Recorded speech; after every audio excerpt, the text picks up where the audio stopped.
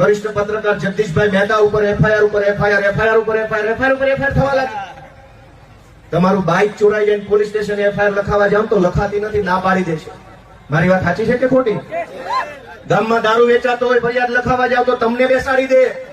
2 બાટલીના કેસમાં વ્યાજ માફિયાઓ વિરુદ્ધ લખાવા જાવ તો નહીં લખે. એક્સિડન્ટ થાય તો ફરિયાદ નહીં લખે. તમારી જમીન કોક પચાવી પાડે, જમીન લખાવી લે ખોટી રીતે, એફઆઈઆર નહીં લખે.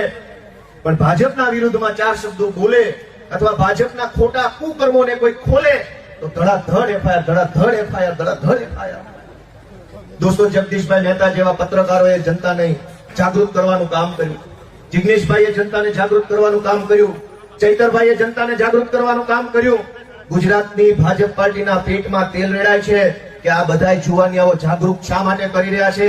જનતા જાગૃત થઈ જશે તો ભાજપને વોટ નહીં આપે, એટલે બધાને જેલમાં પૂરવાની કોશિશ કરે છે. પણ જેલની બીકે જો ક્રાંતિ આવતી ન હોત તો દેશમાં આઝાદી ન આવી હોત. અંગ્રેજો આ ભાજપવાળા જેવા જ હતા. આજે એના નામ નિશાન નથી દેશમાં. અંગ્રેજો પણ એવું વિચારતા હતા જેલમાં પૂરી દઈશું તો આઝાદીની લડાઈ બંધ થઈ જશે. જેલમાં ઘણાને પૂર્યા પણ આઝાદીની લડાઈ બંધ ન થઈ અને આઝાદી આવીને પણ રહી. આ ભારત દેશનો ઇતિહાસ છે દોસ્તો.